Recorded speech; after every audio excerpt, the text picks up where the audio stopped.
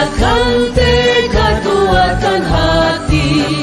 Negeri ini memanggilmu kawan, belajar bergerak berbagi untuk negeri. Guru penggerak majukan pendidikan.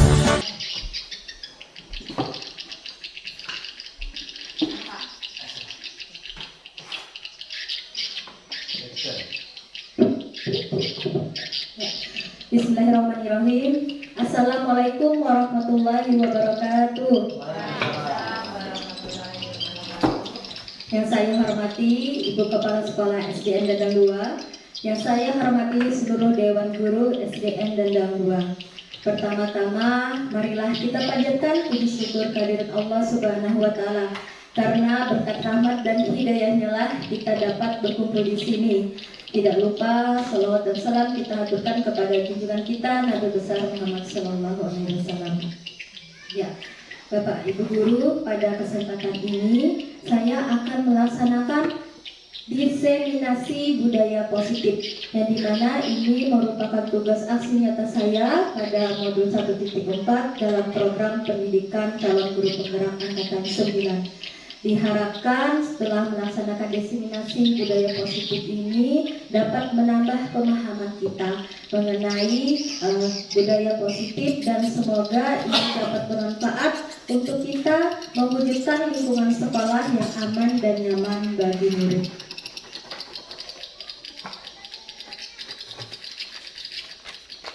Ya, Bapak Ibu, sebelum memulai materi, di sini saya ada pertanyaan.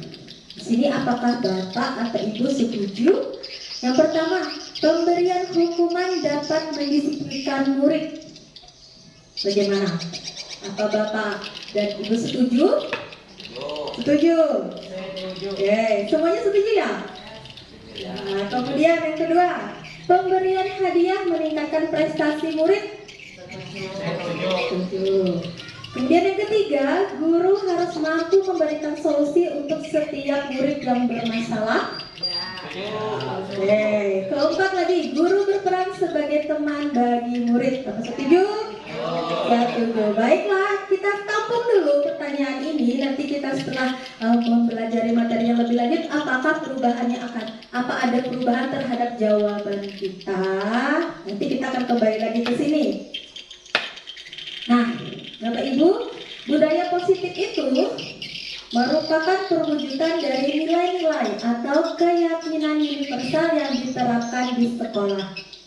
Budaya positif dapat mendorong murid untuk mampu berpikir, bertindak, mencipta sebagai proses memerdekakan dirinya sehingga murid menjadi pribadi yang mandiri dan bertanggung jawab. Kita harapkan murid kita memiliki nilai tersebut. Nah, pada budaya positif ini ada konsep-konsep inti yang akan kita tanamkan. Yang pertama tentang disiplin positif, kedua motivasi perilaku manusia, ketiga keyakinan kelas atau sekolah, keempat kebutuhan dasar, kelima posisi kontrol, dan keenam segitiga restitusi. Kira-kira di sini yang menurut Bapak Ibu ada hal yang menarik atau yang baru didengar? Semuanya baru dengar. Semua baru didengar ya Pak? Iya. Ya, oke. Semoga kedepannya kita tahu itu apa yang termasuk dalam hal-hal ini. Nah, baiklah. Di sini ada permainan. Cobalah buka. Nah, Ibu, saya minta Bapak Ibu berpasangan melakukan kegiatan seperti ini. Anda adalah A. Tugas Anda adalah mengepalkan salah satu tangan Anda. Coba Anda bayangkan bahwa apa yang Anda tukar ini adalah sesuatu yang sangat berharga.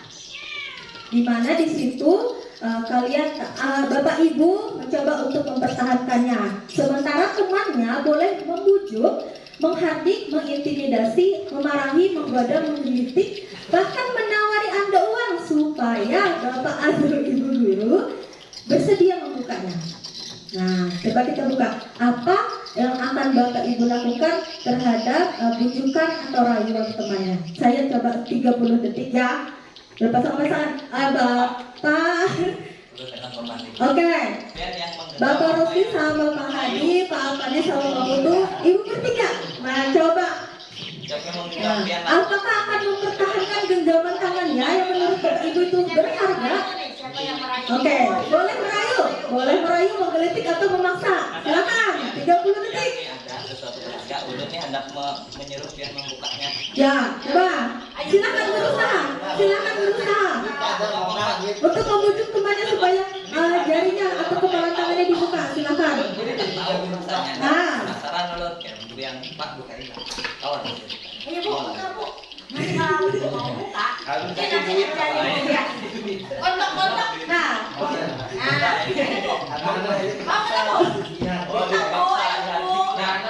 Bu? Dibuka lah, Pak. ya. Kata ulun. Dibuka Ini lah. hadiahnya Bu. Ada enggak? Dibuka enggak? Buka tidak? Oke, sudah ya. Sudah ya, Pak Ibu ya. Nah, oke. Setelah tadi dibujuk oleh temannya, apa ada yang mau membuka tangan? Tidak ada. Semuanya menggenggam tangannya. Kenapa? Apa alasannya? Saya mau nanya, Bapak. Kenapa Pak alasannya Bapak gak mau membuka tangan? Ya, coba. Kenapa Pak? Karena sangat berharga. Karena sangat berharga. Ya, hadiahnya kurang Iya, sangat berharga, harus dijaga kata Pak Hadi. Nah, baiklah Bapak Ibu. Adakah Anda atau gue membuka kepala tangan? Di sini Bapak Ibu semua tidak ada yang buka kepala tangan. Apakah Anda atau B menutup kepala tangan Anda? Iya, menutup. Nah, dalam kegiatan ini sesungguhnya siapa yang memegang kendali atau kontrol untuk membuka atau menutup kepala tangan? Siapa yang memegang kontrol untuk Bapak Ibu membuka atau menutup kepala tangan? Siapa? Iya, betul Ibu. Diri sendiri. Nah, jawabannya tentu diri kita sendiri yang memegang kontrol atas kepala tangan kita. Orang tidak bisa memaksa kita. Kamu harus seperti ini. Kalau diri kita nggak mau, tidak bisa. Jadi diri kita lah yang mengontrol diri kita sendiri terhadap keputusan-keputusan kita.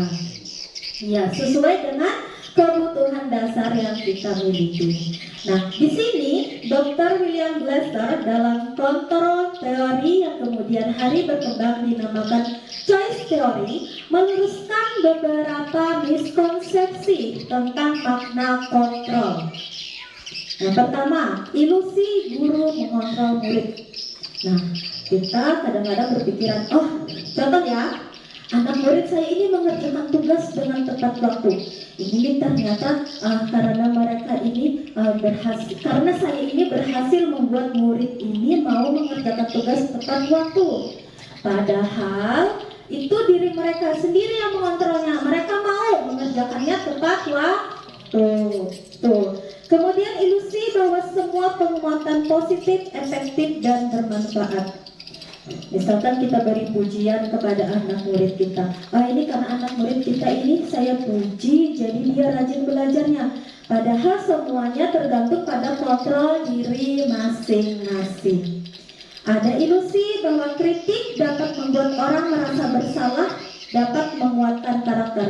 Padahal melalui kritik bisa saja orang tersebut menjadi lebih minder. Ya, bukan malah kuat karakternya, tapi lebih tidak percaya diri. Kemudian ilusi bahwa orang dewasa memiliki hak untuk memaksa. Nah, bagaimana seseorang berubah dari paradigma stimulus respon kepada pendekatan teori kontrol?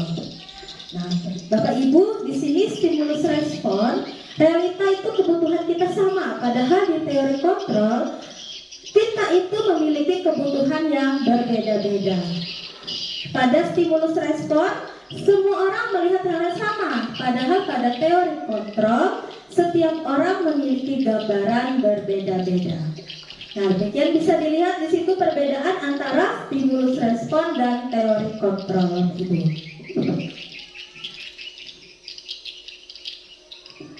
Nah, kita masuk kepada materi inti tentang konsep budaya positif. Konsep inti budaya positif yang pertama adalah disiplin positif.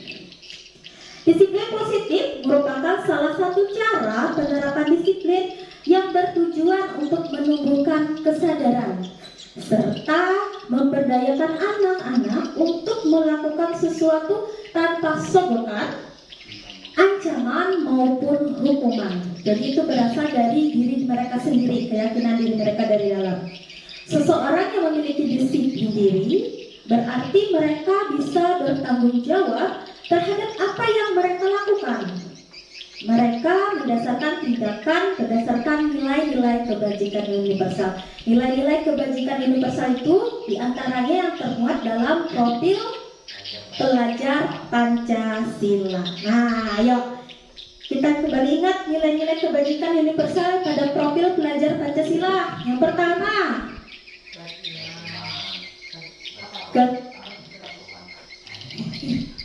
pertama, bunyinya beriman dan bertakwa kepada Tuhan Yang Maha Esa serta berakhlak mulia. Kedua,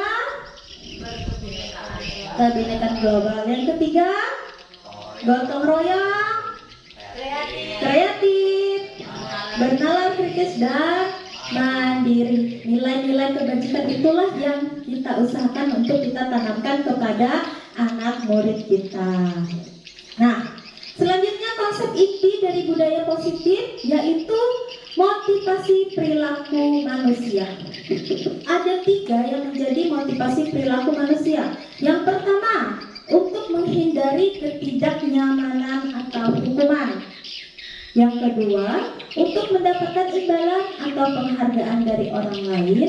Dan yang ketiga, untuk menjadi orang yang mereka inginkan dan menghargai diri sendiri dengan nilai-nilai yang mereka percaya. Menurut Bapak Ibu, yang manakah dari 3 motivasi ini yang paling baik? Hukumankah? Penghargaankah? Atau sadar dari diri sendirinya untuk melakukan nilai-nilai yang mereka percaya?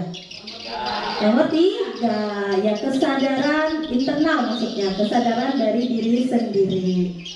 Nah, ada di situ hukuman, konsekuensi, dan restitusi. Ada identitas gagal dan ada identitas sukses. Identitas gagal itu yaitu dengan cara kita melakukan hukuman. Sementara identitas sukses atau disiplin melalui konsekuensi dan melalui restitusi. Nah, setelah kita lihat ini, di sini dapat disimpulkan Bapak Ibu, kalau hukuman itu bersifat tidak terencana, tiba-tiba, bisa berupa hukuman fisik atau berupa kata-kata yang kasar. Kemudian lagi yang kedua, disiplin dalam bentuk konsekuensi. Itu ada disiplin yang sudah terencana, di mana antara guru dan murid itu sudah ada kesepakatan. Kalau melanggar ini berarti konsekuensinya ini. Nah, kemudian ada restitusi. Restitusi ini adalah proses menciptakan kondisi bagi anak untuk memperbaiki kesalahan mereka, sehingga mereka bisa kembali ke kelompok mereka dengan karakter yang lebih kuat. Jadi di sini restitusi itu mereka mencari solusi sendiri sehingga mereka dapat menjadi lebih baik. Nanti ke depannya ini akan lebih dalam lagi penyampaian tentang restitusi. Nah, kemudian hukuman atau konsekuensi. Jadi begini Bapak Ibu, pemikiran kita ubah dari hukuman itu kita ubah menjadi konsekuensi. Ya, coba kita jawab bersama-sama. Lari mengelilingi lapangan basket 2 kali karena terlambat hadir di sekolah. Konsekuensi atau hukuman? Hukuman. Ingat di jawabannya. Ya. Oke. Membersihkan coretan yang dibuatnya di meja tulis. Konsekuensi atau hukuman? Konsekuensi. Coba ya. Murid diminta untuk push up 15 kali karena tidak menggunakan masker ke sekolah. Hukuman. Mengganti kertas tugas teman yang telah dicoret-coret. Konsekuensi. Berjemur di lapangan basket pukul 12 siang karena mengobrol dengan teman. Membersihkan tumpahan air di meja tulis karena tersenggol pada saat belajar. Terakhir, kehilangan 10 menit jam istirahat untuk mengerjakan tugas karena terlambat datang dan tertinggal pelajaran selama 10 menit. Apa konsekuensi atau hukuman? Konsekuensi ya. Ingat ya, coba kita cek jawaban kita bagaimana? Nah, yang pertama hukuman, kedua konsekuensi, hukuman lagi, konsekuensi, hukuman, konsekuensi, dan konsekuensi. Sama semua jawabannya betul? Betul. Oke, bisa kita bedakan ya antara konsekuensi dan hukuman. Nah, di sini Bapak Ibu dihukum oleh penghargaan. Saya memberi penghargaan kok malah di situ dibilang menghukum. Ya, Bapak Ibu perlu diketahui bahwa penghargaan itu hanya berpengaruh jangka pendek. Sementara dalam jangka panjang murid itu akan tergantung. Jadi misalnya seperti ini, saya akan rajin belajar. Kalau rajin belajar nanti Ibu Ida akan memberi saya permen. Nah, jadi kalau suatu saat saya tidak memberi permen, dia semangat belajarnya akan turun, sehingga itu tidak efektif. Kemudian lagi penghargaan itu merusak hubungan. Contoh murid yang mendapatkan peringkat 1, 2, 3 atau murid yang sering mendapatkan 100 saya kasih hadiah. Sementara murid yang tidak dapat hadiah nanti akan muncul rasa iri atau kecemburuan kepada teman-temannya. Ya, bisa seperti itu Pak. Kawanku dapat buku, aku ada dapat. Nah, itu bisa menjadi ada timbul rasa iri pada diri mereka. Ya, kemudian lagi ada mengurangi ketepatan. Penghargaan itu menurunkan kualitas. Penghargaan itu mematikan kreativitas. Penghargaan menghukum dan motivasi dalam diri mereka itu bisa turun. Contohnya seperti ini.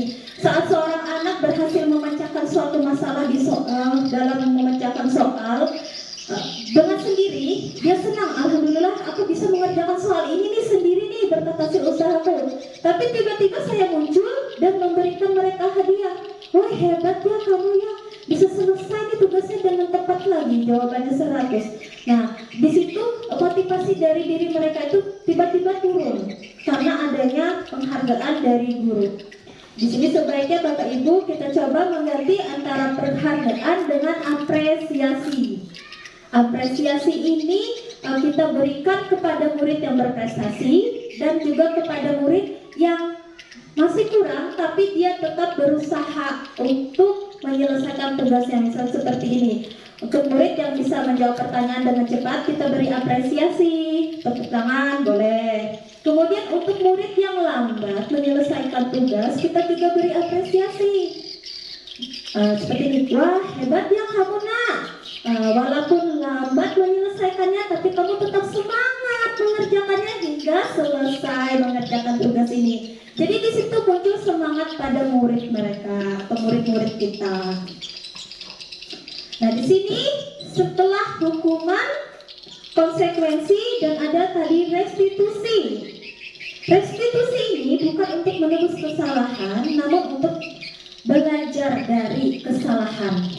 Di sini restitusi itu memperbaiki hubungan, merupakan tawaran, menuntun murid kita untuk melihat lebih dalam tentang diri mereka, mencari kebutuhan dasar apa yang mereka perlukan, mencari cara yang terbaik, dan menguatkan serta fokus pada solusi, tidak menyalahkan murid dan mengembalikan murid yang berbuat salah pada kelompoknya.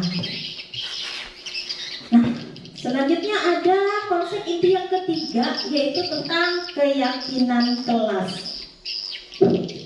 Ada yang sedang buat keyakinan kelas? Ada keyakinan kelas. Kenapa keyakinan? Kenapa bukan peraturan? Ada yang mau menjawab?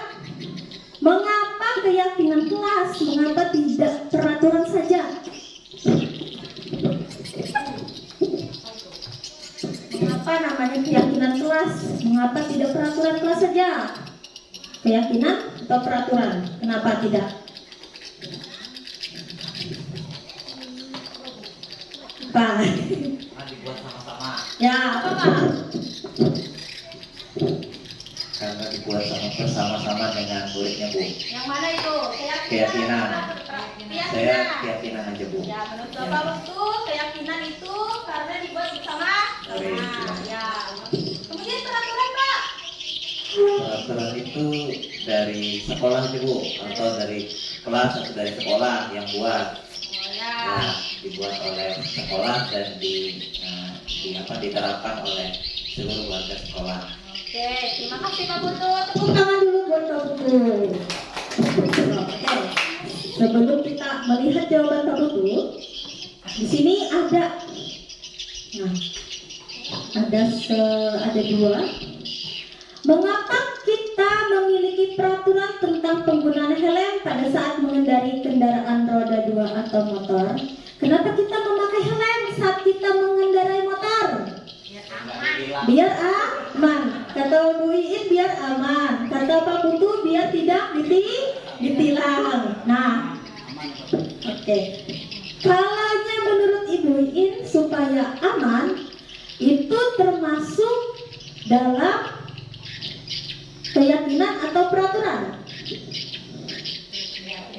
Keyakinan itu muncul dari diri sendiri. Sementara kata buku takut ditilang. Jadi nanti sewaktu-waktu kalau tidak ada polisi atau tidak ada peraturan, ya Pak butuh jalan-jalan tuh usah pakai helm aja. Kan gak ada yang menilang. Nah itu ya peraturan. Kalau dia takut untuk ditilang. Kemudian lagi ini yang kedua. Mengapa kita memiliki peraturan penggunaan masker dan mencuci tangan setiap saat? Supaya apa kita memakai masker dan mencuci tangan setiap saat? Supaya sehat. Supaya apa lagi? Terhindar dari polusi udara. Ada? Ya, terhindar dari ISPA, infeksi saluran pernapasan. Nah, jawaban Bapak dan Ibu tadi itu merupakan keyakinan, karena itu muncul dari dalam diri sendiri, bukan karena takut nanti misalkan murid takut dimarahi Bapak Ibu gurunya karena tidak memakai masker saat kemarin ada virus COVID. Nah, tapi dia sadar dari diri sendiri supaya dia sehat. Nah, inilah pengertian dari keyakinan kelas dan peraturan. Keyakinan kelas itu dibuat berdasarkan kesepakatan antara guru dan murid yang sifatnya universal. Universal itu artinya bersama-sama dibuat antara guru dan murid. Sedangkan peraturan biasanya dibuat oleh guru dan bersifat satu arah. Jadi guru saja yang membuatnya, sementara murid yang menjalankannya.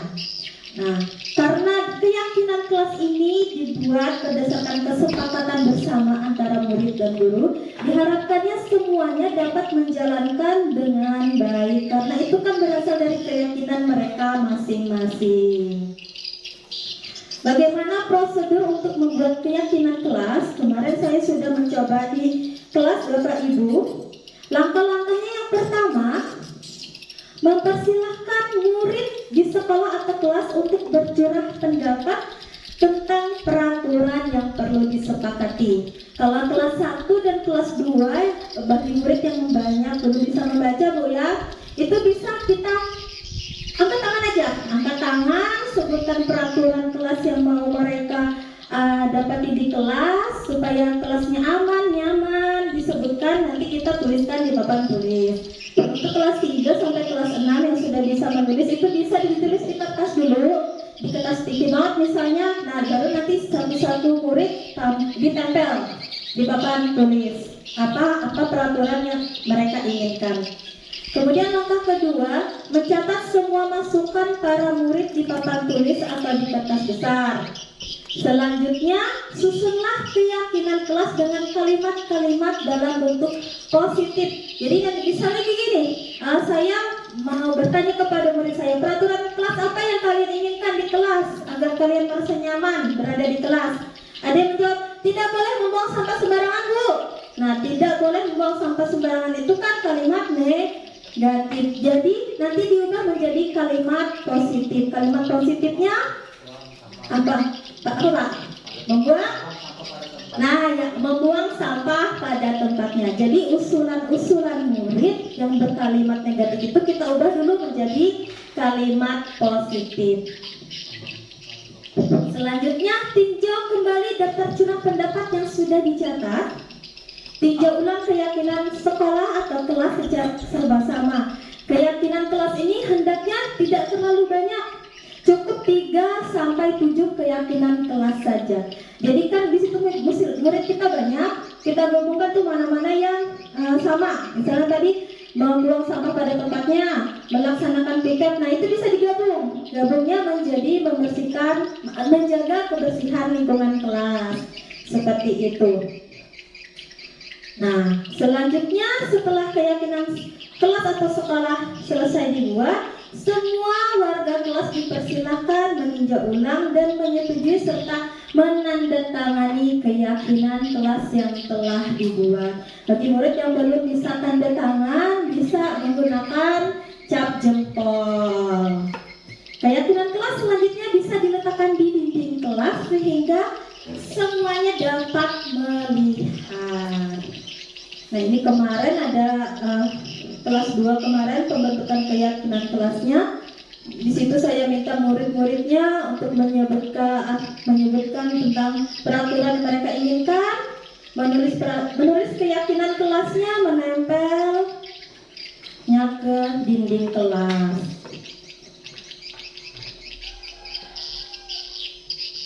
Selanjutnya ada kebutuhan dasar manusia. Ya, konsep inti yang keempat tentang kebutuhan dasar manusia.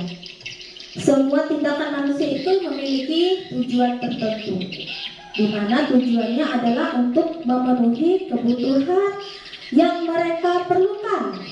Ketika kita mendapatkan apa yang kita inginkan, sebetulnya saat itu kita sedang memenuhi satu atau lebih dari kebutuhan dasar kita. Ada 5 kebutuhan dasar manusia, Bapak Ibu. Yang pertama, untuk bertahan hidup. Ya. Yang kedua, kasih sayang dan rasa diterima. Yang ketiga, kebebasan. Yang keempat, kesenangan. Dan yang kelima, penguasaan. Nah, bertahan hidup itu seperti apa contohnya? Contohnya apa? Untuk makan, pakaian, sandang pangan juga masuk Pak? Iya, sandang pangan, kesehatan dan keamanan. Kalau kasih sayang dan rasa diterima, ayo siapa yang mau disayang? Semuanya mau disayang. Nah, oh maaf ya ini ya.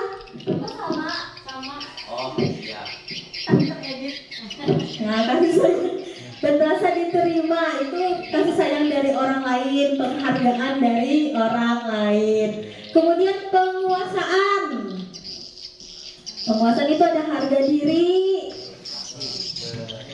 keinginan untuk dianggap, berprestasi, memimpin, diakui, dan didengar. Ini murid saya ini paling sering nih. Penguasaan, aku pintar. Aku selesai. Aku dapat 100. Itu masuk di penguasaan. Kemudian lagi ada kebebasan. Kebebasan itu artinya mandiri, memiliki pilihan, mencoba hal-hal baru dan mampu mengendalikan arah dirinya. Ada lagi tentang kesenangan. Kesenangan contohnya adalah dengan bermain, humor, antusias, dan tertawa.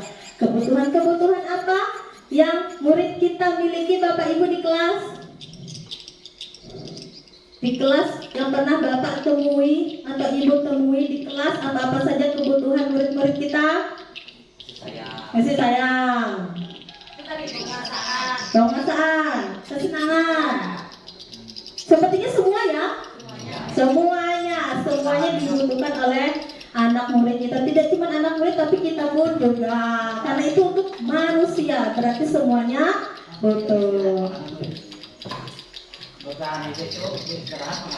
Iya betul, Pak, istirahat makanan. Kalau nggak makan nanti muridnya lesu. Iya, Iya betul. Perlu makan, perlu jajan. Nah, oke.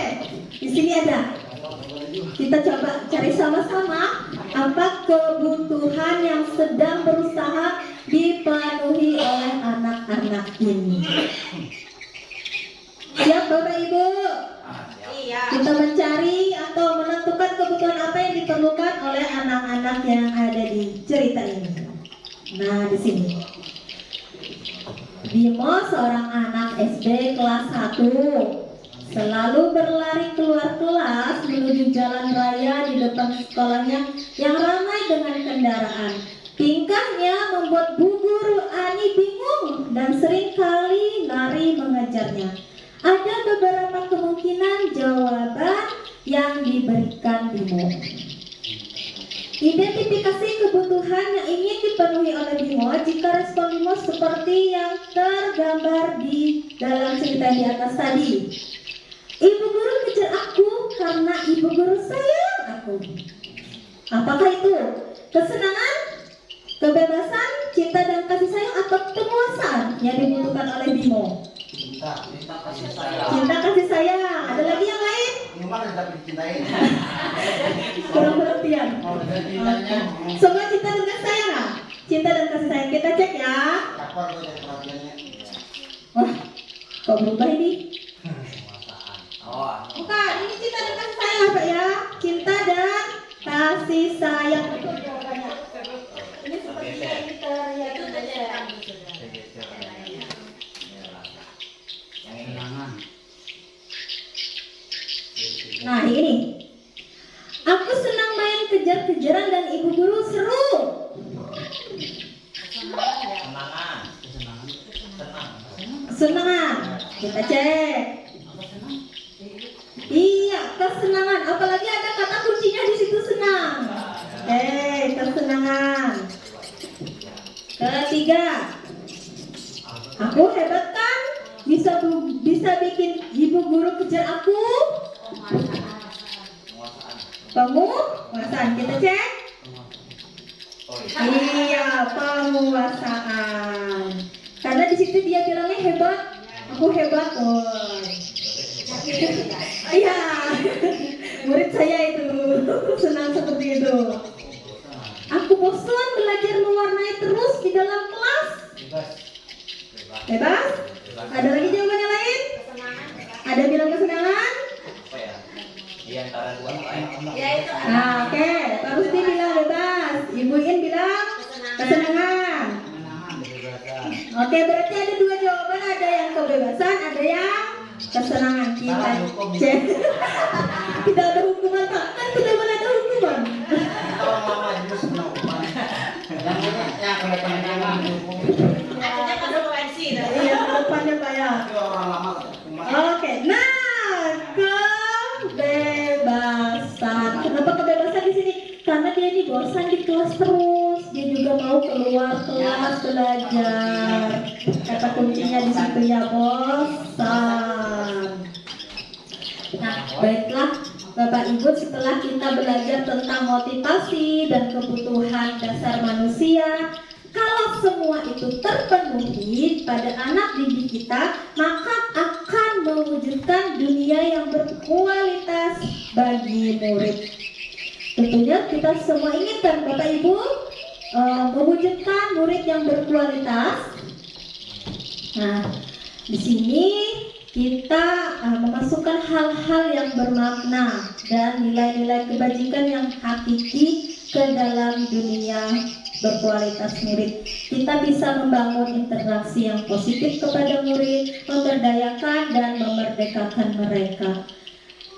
Murid akan meletakkan dirinya sendiri sebagai individu yang positif dalam dunia berkualitas karena mereka menghargai kebajikan-kebajikan yang universal.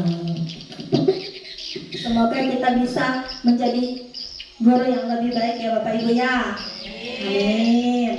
Selanjutnya, konsep inti budaya positif yang kelima adalah 5 posisi kontrol. Nah, di sini ada 5 posisi kontrol. Yang pertama penghukum, kedua pembuat merasa bersalah, ketiga teman, keempat pemantau, dan kelima manajer. Bisa dibayangkan atau diingat-ingat kembali kira-kira posisi kontrol yang mana yang paling Bapak Ibu sering terapkan di sekolah. Saya minta Bapak Ibu tulis ya di kertas ya. Warna tetap bertahan. Ini lama kan hidup. Boleh ditulis. Kalau pengawas mantau lu Pak. Iya nih. Apa sekolah ini aja? Kemarin mau manajer di siapa itu? Asiga ya. Santri. Nah, berhasil. Berhasil. Coba berhasil. Boleh ya. Yang paling dominan aja Pak. Yang paling dominan. Boleh? Boleh? Boleh dua. Yang biasa boleh dua atau lebih yang sering diterapkan di sekolah.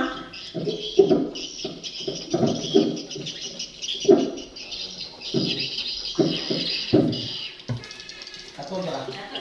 Boleh satu, boleh dua tadi. Yang paling sering Bapak Ibu terapkan di sekolah aja. Ya.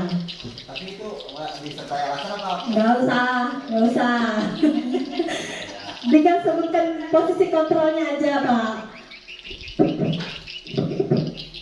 Sabar manajer nih nak. Sampai sekolah ini. Anak kalian dihukum juga. Enggak. Seringnya gitu bagi penonton. Iya. Bagus itu Pak kalau yang jujur itu. Dia diperbaiki. Iya, betul Pak. Memantau dia tahu. Memantau itu cuek. Ada aturan. Kalau gitu kan hukum sosialnya. Kayaknya tergantung strategi kita. Kalau dia nyokok ya juga sama aku lagi. Nah, ya Pak. Oke, sudah Bapak Ibu? Sudah ditulis? Santai aja Pak, nggak ada apa-apa ini, nggak ada hukuman. Wes, jawabannya ya. Oke, nah di sini kita akan sama-sama menyimak apa itu posisi kontrol penghukum, pembuat merasa bersalah, teman, pemangkal atau manajer. Yang pertama penghukum dulu. Ah, belum benar tuh. Nah, ciri-ciri penghukum. Kamu banget ya? Nada suara tinggi, bahasa tubuhnya mata melotot, dan jari menunjuk atau menghadap. Hasilnya apa? Jika kita melakukan itu terhadap anak murid kita, kemungkinan murid kita akan marah dan mendendam atau bersikap agresif. Mungkin saja marahnya nggak diungkapkan, tapi dendamnya di dalam hati, disimpannya. Gitu Bapak Ibu. Selanjutnya ada pembuat merasa bersalah. Kita nih melakukan tindakan sehingga murid kita merasa bersalah. Nada suaranya seperti apa? Memelas, halus, sedih. Bahasa tubuhnya merapat pada anak dan lesu. Hasilnya apa jika kita melakukan hal tersebut kepada murid kita? Murid kita akan merasa bersalah karena telah mengecewakan gurunya. Murid akan merasa menjadi orang yang gagal dan tidak sanggup membahagiakan orang lain.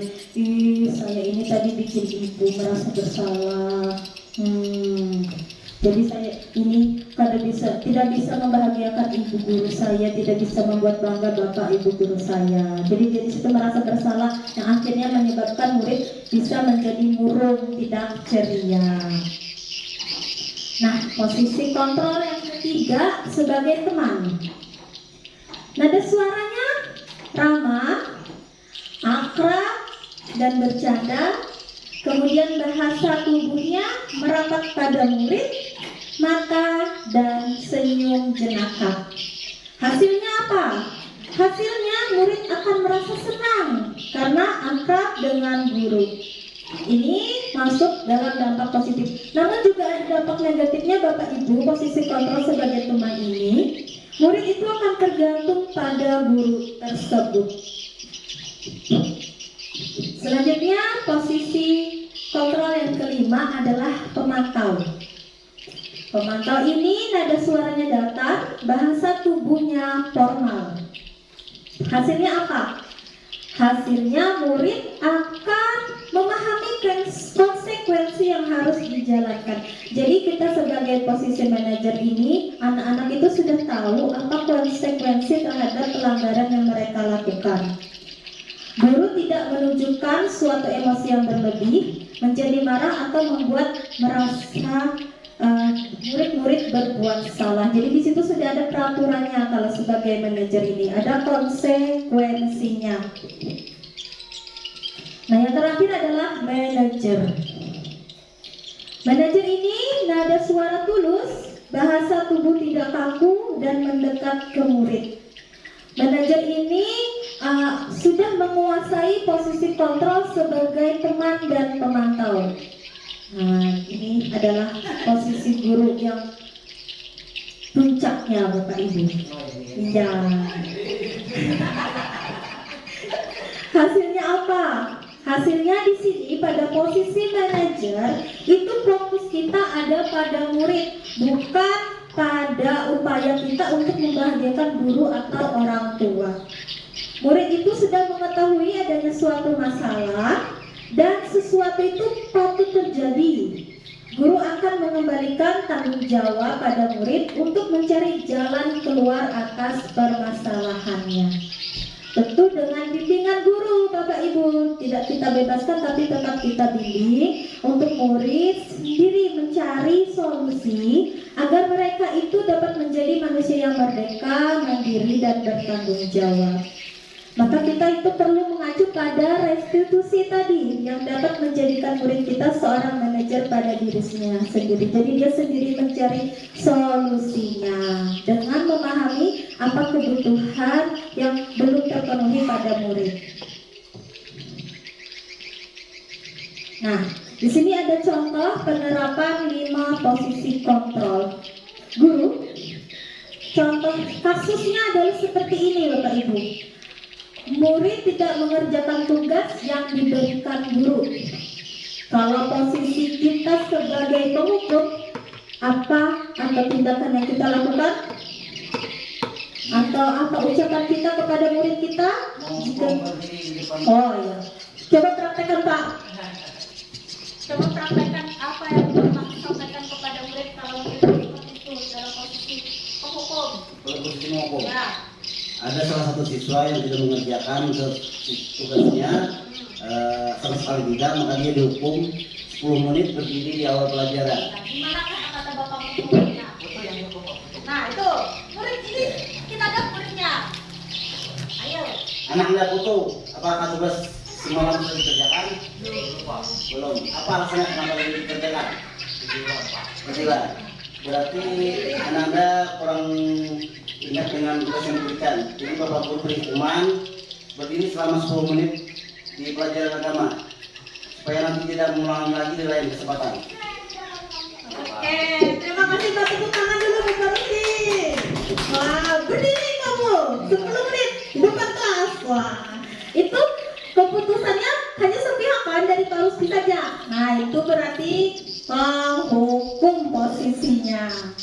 Posisi kedua adalah pembuat merasa bersalah. Bagaimana kasusnya jika murid tidak mengerjakan tugas yang diberikan guru, tapi posisi kita sebagai pemberi rasa bersalah. Ini ucapan gurunya. Kesekian kali ibu sudah ingatkan. Kamu senang ya melihat ibu terus-terusan bertindak seperti ini. Nah, itu. Jadi nadanya itu kayak memelas gitu bicara gurunya. Menyinggung sekali, membuat merasa bersalah. Kemudian lagi, jika kita berada pada posisi kontrol sebagai teman,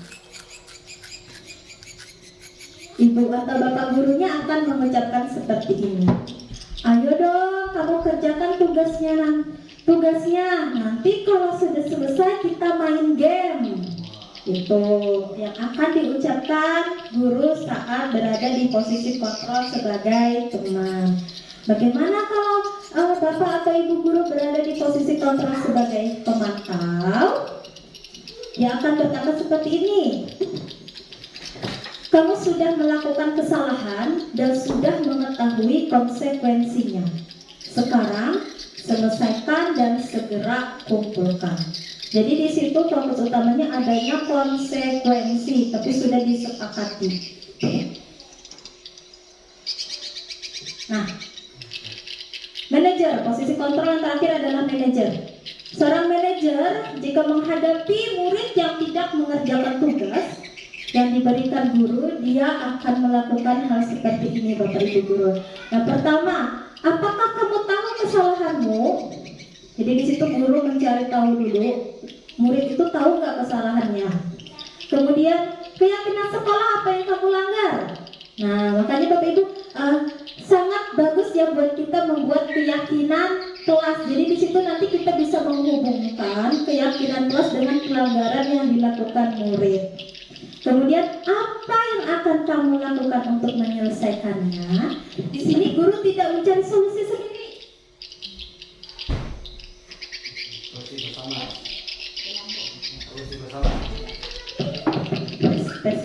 Ya, solusi bersama Pak. Jadi dia mengarahkan dulu buat murid supaya murid mencari solusi sendiri bagaimana dia menyelesaikan masalahnya. Jadi guru di sini tidak memberikan secara langsung. Murid sendiri yang menggali bagaimana dia menjadi pribadi yang lebih baik. Itu di posisi manajer. Ya, bisa kita lanjutkan Bapak Ibu? Oke. Lanjutkan lagi ya. Ini kesimpulannya dari 5 tadi yang mana? Menurut Bapak Ibu kesimpulan dari 5 tadi yang telah Bapak Ibu tulis, yang mana yang paling baik? Manajer. Manajer. Adakah yang akan mengalami perubahan posisi kontrolnya? Melalui proses. Melalui proses, betul Bapak Ibu. Gak bisa kita langsung naik ke manajer, pelan-pelan dulu. Mengurangi dari kebiasaan kita misalkan menghukum, mengurangi sedikit-sedikit. Saya juga seperti itu. Perlu pengontrolan emosi, terutama ya untuk anak murid kita. Ada yang posisinya sudah manajer di sini? Ibu In, wah hebat Bu In. Kita belajar sama-sama ya Bapak Ibu ya, supaya kita bisa belajar jadi posisi manajer.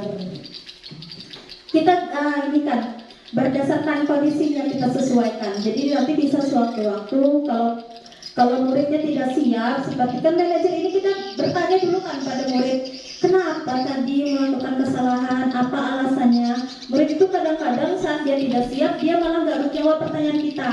Nah, di situ kita bisa berubah ke posisi teman atau konsekuensi, tidak harus langsung manajer. Jadi sesuaikan dengan kondisinya.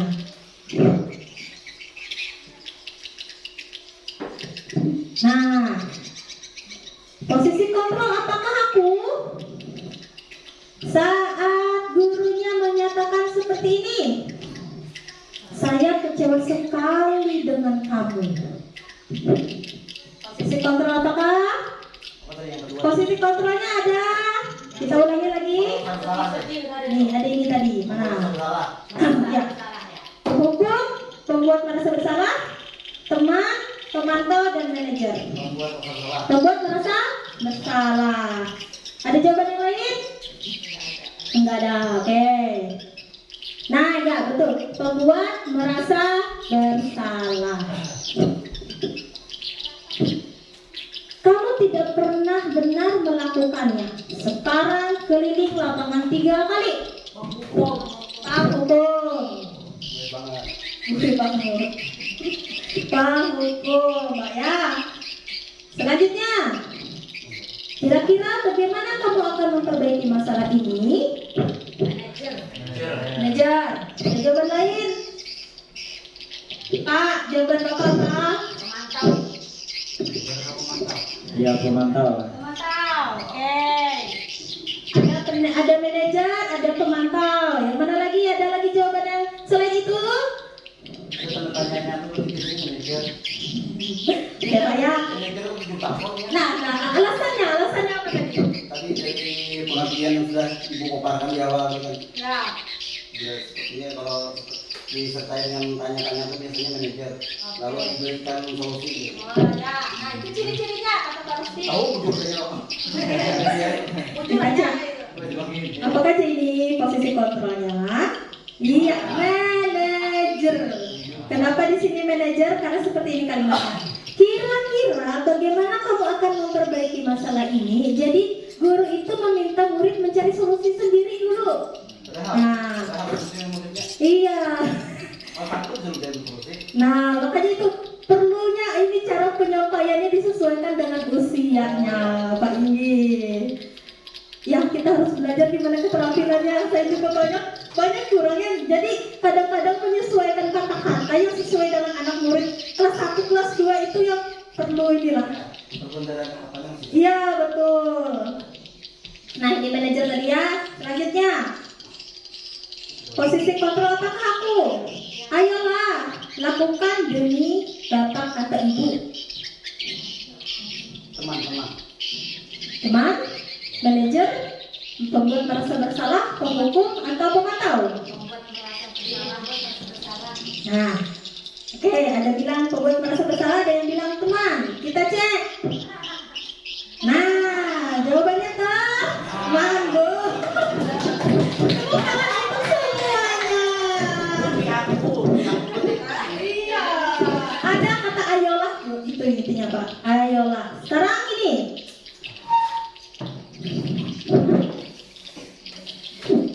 Kamu terlambat 15 menit. Apakah kamu mengerti konsekuensi yang dilakukan bila terlambat? Memantau ya. Memantau? Oke, setuju semua? Kita coba cek. Iya, betul. Pemantau. Ya, Pak Ibu ya. Sudah masuk Pak, Bu. Kita explain dulu ya. Explainnya tentang ini aja. Kita menyanyi lagu profil pelajar Pancasila tapi pakai gerakan. Ya. Ya, sering dinyanyikan murid-murid kita, gurunya juga ikut. Gerakannya gimana? Biar apa juga ya. Pelajar Pancasila beriman dan bertakwa pada Tuhan Yang Esa dan berakhlak mulia, berkebinekaan gotong royong mandiri, kreatif dan bernalar kritis. Ya, berdiri ya semua Bapak Ibu berdiri.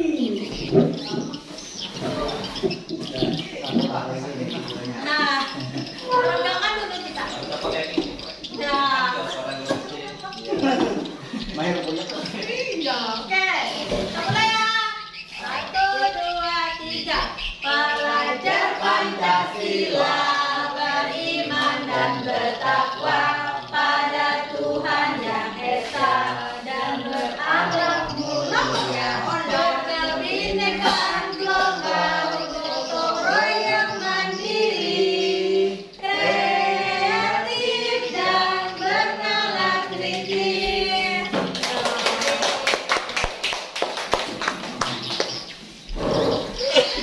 Oke.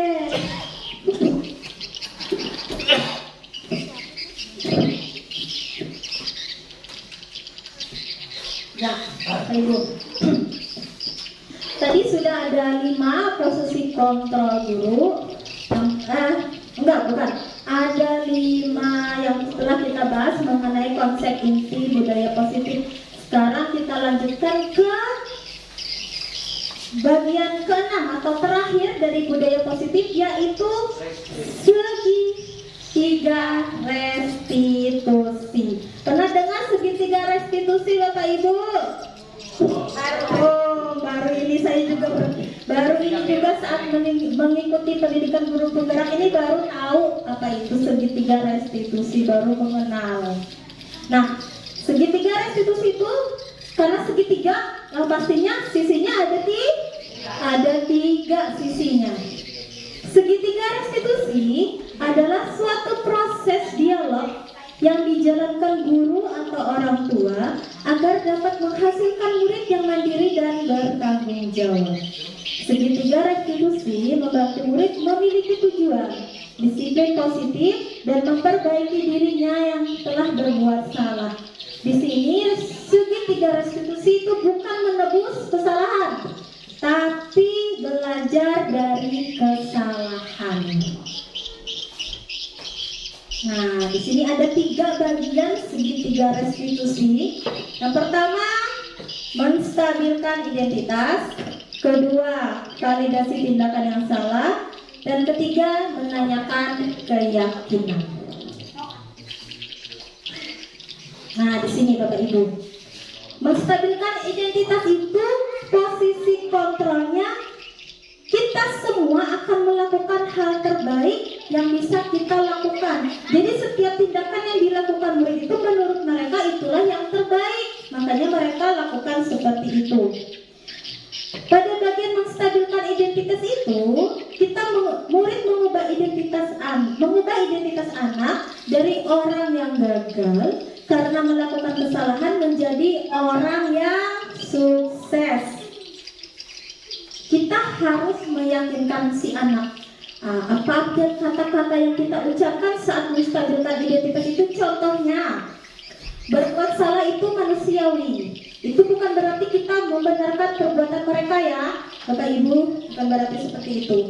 Di sini kita juga bisa mengatakan kepada murid, tidak ada manusia yang sempurna. Bapak atau Ibu juga pernah melakukan kesalahan seperti itu. Kita bisa menyelesaikan ini. Bapak Ibu tidak tertarik mencari siapa yang salah, tapi Bapak Ibu ingin mencari solusi dari permasalahan ini.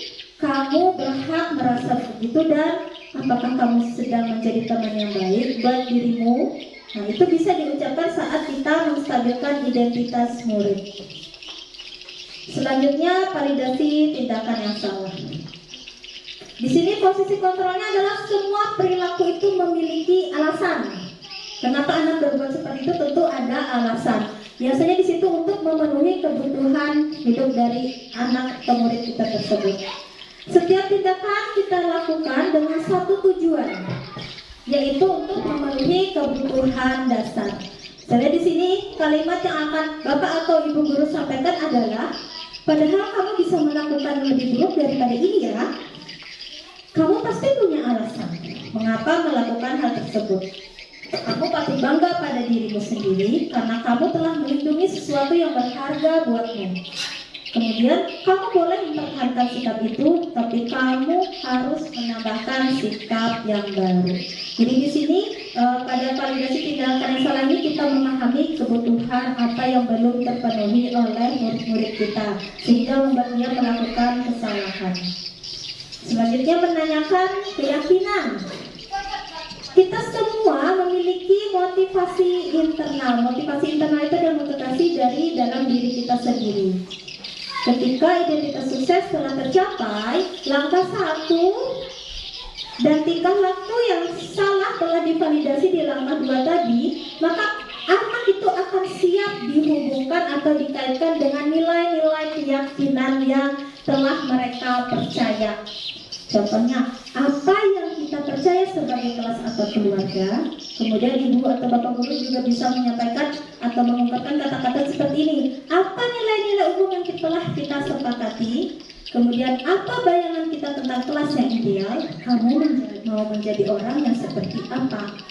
Nah, kemarin saya sudah mencoba mempraktekkan tentang segitiga restitusi ini pada murid saya, di mana dia itu tidak mengerjakan piket kelas. Saya coba putar ya Bapak Ibu ya.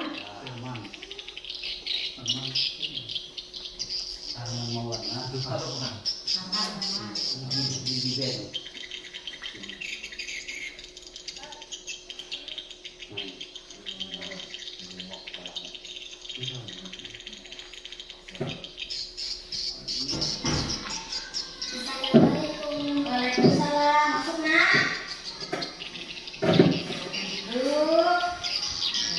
Pagi anak, baru. Bagaimana kabar pagi ini? Baik. Alhamdulillah. Aman kalau tidak? Kenapa dipanggil ke sini? Kenapa? Tidak pikir kelas. Tidak pikir kelas. Tidak pikir kelas itu perbuatan yang salah atau baik? Salah. Salah ya. Nah, setiap manusia itu pasti pernah berbuat salah, teman. Ibu dulu juga pernah berbuat salah. Kemarin teman-teman juga pernah tidak mau mencari siapa yang salah, mau sama-sama bersama Arman untuk mencari solusi atas permasalahan yang ada yaitu tidak tiket kelas. Nah, kenapa Arman tidak tiket kelas tadi? Main bola, suka main bola ya? Suka. Jadi tadi saat tiba ke sekolah Arman langsung main bola dulu. Tiket siapa saja yang merasakan? Itu sama Kak Raja yang tiket, sedangkan Arman tidak tiket. Arman mau memperbaikinya? Mau. Arman masih ingat keyakinan kelas kita? Masih. Ayo coba sebutkan. Yang pertama, sebelum belajar kita berdoa dan sesudah belajar berdoa. iya. Kemudian yang kedua, Menjaga kebersihan lingkungan. caranya dengan melaksanakan tiket kelas. Nah, dengan tidak melaksanakan tiket kelas itu, apakah telah sesuai dengan keyakinan kelas kita? Tidak. Tidak. Di sini kita akan mencari solusi bersama-sama agar Arman dapat melaksanakan tiket kelas. Apa yang harus Arman perbaiki agar Arman dapat melaksanakan tiket kelas? Datang lebih awal. Datang lebih awal. Apa yang setelah datang lebih awal apa yang harus dilakukan? Tiket dulu. Tiket dulu. Iya, datang lebih awal. Setelah itu tiket dulu ya Arman ya. Pintar. Kapan Arman akan melaksanakan tiket kelas? Besok. Besok. Ya, sesuai dengan Jadwal. sesuai dengan jadwalnya. Ya, di sini Arman menjadi anak yang disiplin dan bertanggung jawab. Mulai kapan tadi? Mulai besok. Iya, terima kasih Arman. Sekarang Arman silahkan masuk ke kelas. Terima kasih.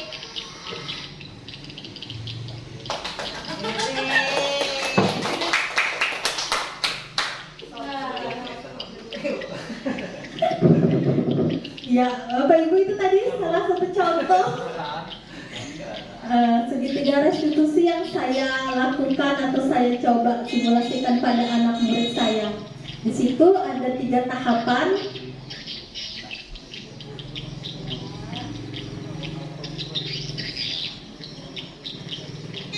Nah, ya. Dalam kegiatan segitiga restitusi tadi saya melakukan menstabilkan identitas, validasi tindakan yang salah, dan menanyakan keyakinan. Menstabilkan tindak identitas tadi saya bilang kepada murid saya kalau setiap manusia itu pernah berbuat salah. Jadi di situ anaknya tidak menganggap kok ternyata aku aja nih yang berbuat salah nih. Padahal teman-temannya juga pernah berbuat salah dengan tidak melaksanakan tiket. Jadi di situ dia stabil dulu identitasnya dulu, nggak takut dulu untuk berbicara kepada gurunya.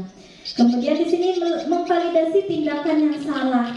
Kenapa jadi Arman tadi tidak tiket kelas? Ternyata kebutuhan dasarnya tidak terpenuhi. Kebutuhan dasar apa yang tidak terpenuhi oleh Arman?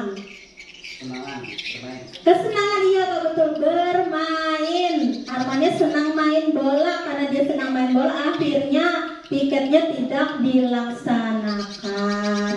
Nah, kalau mau mencari solusinya itu bagaimana supaya kebutuhannya itu juga terpenuhi. Di sini saya kaitkan dengan menanyakan keyakinan. Nah, keyakinan kelas sudah dibuat kemarin di kelas 2. Yang pertama itu berdoa sebelum dan setelah belajar. Kemudian menjaga kebersihan lingkungan, berpakaiannya rapi, sopan santun, jujur, kemudian saling menghargai. Nah, di situ saya kaitkan dengan Arman yang tidak melaksanakan tiket itu masuk pada keyakinan kelas yang telah disepakati, yaitu menjaga kebersihan lingkungan. Nah, dari situ akhirnya saya menanyakan apa yang harus dilakukan oleh Arman.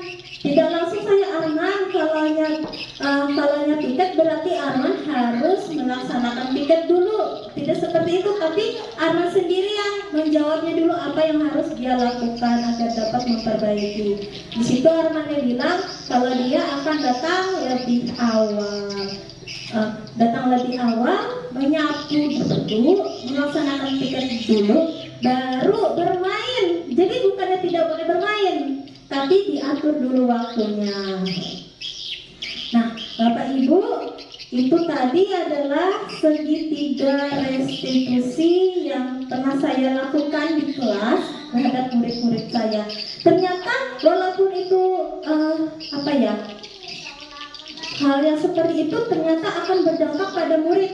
Kemarin itu setelah saya melakukan kegiatan ini, ternyata Armannya untuk hari-hari berikutnya juga melaksanakan tiket sesuai jadwalnya. Itu ada perubahan terhadap perilakunya. Memang saya itu perlu banyak belajar lagi untuk menerapkan ini ke semua murid, menggunakan kata-kata yang pas supaya murid itu bisa ikut, bisa menyampaikan pendapatnya dengan tahap-tahapan dari segitiga restitusi ini. Oke, tadi sudah ya videonya ya. Nah, apakah Bapak Ibu pernah melaksanakan segitiga restitusi ini? Atau ada bagian-bagian yang pernah dilaksanakan? Tidak harus 3 bagian itu terpotong-potong. Nah, dari 3 ini, siapa tahu pernah melakukannya? Mungkin pernah. Ya, belum? Mungkin pernah apa belum? Pernah. Baru saja Senin tadi. Ada beberapa tahapan-tahapan dari yang 3 ini. Ini kan ada bisa etika, validasi tindakan yang salah, dan menanyakan keyakinan. Nah, mungkin yang pernah saya lakukan di Buddha ya, waktu saya masuk kelas 3 kemarin, setiap saya masuk kelas itu ruangannya pasti yang kotor. Nah, jadi saya menanyakan, siapa yang piket gitu. Oh, itu yang piketku. Nah, kalau begitu nggak usah petunjulan, jadi bahasanya itu yang memang mudah dipahami oleh siswa, nggak usah petunjulan. Yang penting sekarang kalian melakukan piketnya kayak gitu. Nggak tahu kalau yang itu yang masuk yang mana atau gimana, nggak, masih kurang paham juga saya. Atau yang menstabilkan identitas ya. Oh ya, mungkin itu mungkin yang nggak merasa sih itu yang dilakukan itu sesuai yang restitusi yang mana, tetapi memang yang ngomongnya seperti itu gitu. Jadi dilakukan terlebih dahulu sebelum belajar dimulai. Jadi kelasnya enak dilihat, belajar lebih nyaman, seperti itu Ibu. Makasih Bu. Nah, ya sebelumnya mengenal segitiga restitusi ini, mungkin kita pernah melaksanakan beberapa tahapan, tapi kita nggak tahu. Oh, ini ternyata masuk di sini. Misalkan tadi contohnya, kenapa kamu jadi bertengkar sama temanmu? Nah, itu bisa masuk di bagian validasi tindakan yang salah. Ya, walaupun tidak secara keseluruhan, tapi kira-kira kita pernah melakukannya, namun tidak secara utuh tahapannya. Ya, secara tidak sadar. Kemarin itu saya mencoba di sini menstabilkan ini validasi tindakan yang salah ini. Ini ternyata memang hasilnya efektif Bapak Ibu. Kemarin itu ada satu murid saya, dia itu bertengkar sama temannya. Kemudian di sini biasanya kan saya dulu tuh bertengkar itu langsung saya menyalahkan ke muridnya. Kenapa jadi seperti itu? Seharusnya kalau marah nggak usah ngomong ke temannya. Nah, begitu saat saya ucapkan begitu, ternyata dia makin marah, makin menjadi-jadi, makin mau ngomong ke temannya. Di situ saya ganti ucapannya, ya iyalah ya iyalah marah. Kan kamu dituduh oleh temanmu, pasti kamu marah sama temannya. Tolong duduk dulu Nah di situ dia mau mendengarkan kata saya saat saya bilang sebelumnya kalau kenapa jadi seperti itu, kamu gak boleh ke temanmu. Nah, berbeda responnya saat saya bilang, oh pantas saja kamu marah, ternyata kamu menjaga ternyata kamu membela dirimu atas tuduhan yang tidak benar dari temanmu. Akhirnya di situ malah marahnya menjadi berkurang. Seperti itu yang pernah saya lakukan Bapak Ibu. Nah, habis sudah materinya. Oke. Terima kasih Bapak Ibu semua. Semoga apa yang saya sampaikan hari ini bermanfaat untuk kita semua Bapak Ibu ya. Oke, ada sebelum kita menutup, saya mau minta Bapak Ibu ada yang mau menyampaikan refleksinya tentang kegiatan kita hari ini. Ada yang bersedia menyampaikan refleksi atau umpan balik dari kegiatan kita hari ini? Ya Pak. Ya, terima kasih. Nah, jadi hasil daripada menyimak uraian yang disampaikan oleh Ibu Ida tadi memang sangat terkesan juga antara guru dengan siswa saling ada antara terjalin kasih sayang. Nah, jadi ini pun juga ada pertanyaan dari orang tua murid-muridnya. Artinya dari murid juga bahwa pagi tadi Bu. Nah, jadi siswanya ini kalau di rumah itu sama orang tua sangat berani. Nah, sangat berani. Bahkan katanya dinding rumah ada yang dipinjak sampai jebol.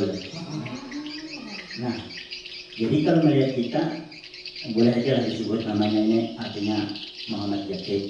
Nah, ini kan laporan orang tua dari pihak laki-laki. Nah, jadi kan karena orang tuanya ini apa? Laki-laki kiri, sanggatannya anak kiri. Nah, jadi sedangkan orang tua itu anak kandung dari kulit kandung orang tuanya. Nah, jadi laki-laki ini orang tuanya memberikan nasihat ini malah ditantangnya.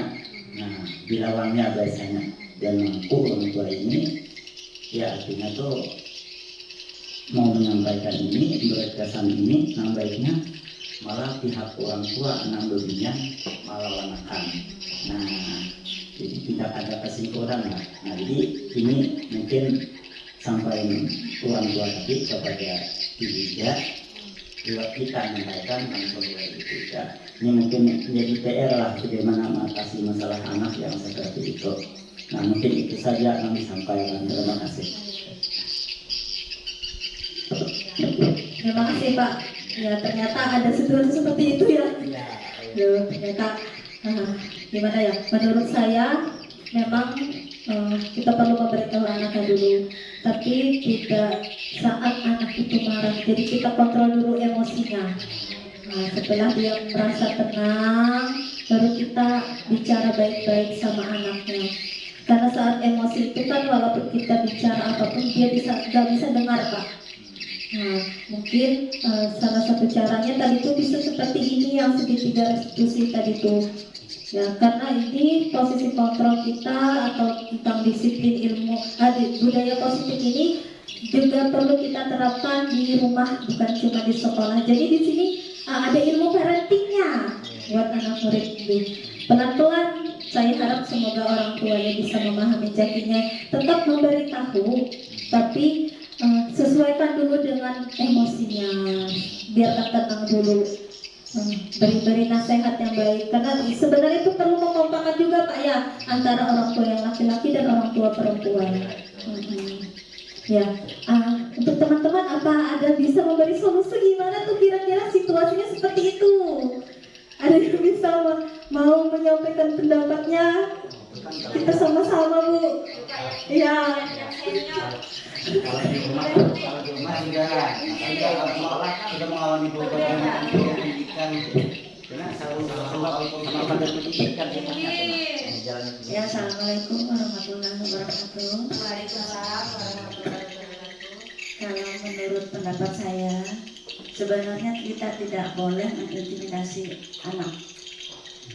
Soalnya anak itu masih dalam kontrolnya, tidak emosinya kadang-kadang tidak terkontrol. Yang sebaiknya kita lakukan, kita menghadap orang tuanya dulu. Kita beri pendapat, saran, bagaimana, gimana sifat anak, watak anak, dan bagaimana juga sifat dan watak orang tua. nanti di situ kita bisa mengambil solusinya yang bagaimana. Kalau anak pemarah, sebenarnya orang tua itu tidak perlu emosi. Anak itu kan sudah, Jaki itu berapa? 8 tahun? 8. Anak seusia Jaki 8 tahun memang masih memerlukan perhatian dan kasih sayang. Nah, kalau perhatian dan kasih sayang tidak dia dapatkan dari rumah, nanti dia bisa broken home, akhirnya ke sekolah. Kalau sekolah ini kita hanya orang kedua dari orang tua. Jadi untuk solusinya sebaiknya orang tuanya kita panggil, ya, panggil ke sekolah, permasalahannya apa, kemudian anaknya kita bimbing dengan kasih sayang yang kita bisa. Itu aja, Bu. Ya, makasih. Terima kasih banyak Ibu Justina karena telah memberikan gambaran atau apa yang akan kita lakukan nanti ke depannya buat orang tua dari murid kita. Nah, oke, kita beri tepuk tangan dulu buat Bapak Apandi sama Ibu Justina. Ya, kiranya demikianlah diseminasi budaya positif yang saya sampaikan hari ini. Mohon maaf jika banyak kekurangan, jika ada kekeliruan dalam penyampaian saya ini. Saya ucapkan terima kasih banyak kepada Bapak Ibu Guru yang telah berkenan untuk mengikuti diseminasi budaya positif saya hari ini. Semoga semuanya mendapatkan keberkahan dan bermanfaat untuk kita semua. Amin. Baiklah Bapak Ibu, saya tutup kegiatan saya hari ini dengan mengucapkan hamdalah alhamdulillahirabbil alamin. Terima kasih Bapak Ibu. Wassalamualaikum warahmatullahi wabarakatuh.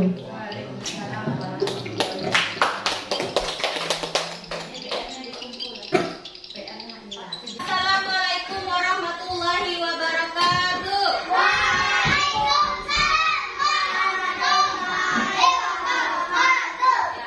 Anak-anak, hari ini Ibu mau kita sama-sama membuat tentang keyakinan kelas. Ada yang tahu apa itu keyakinan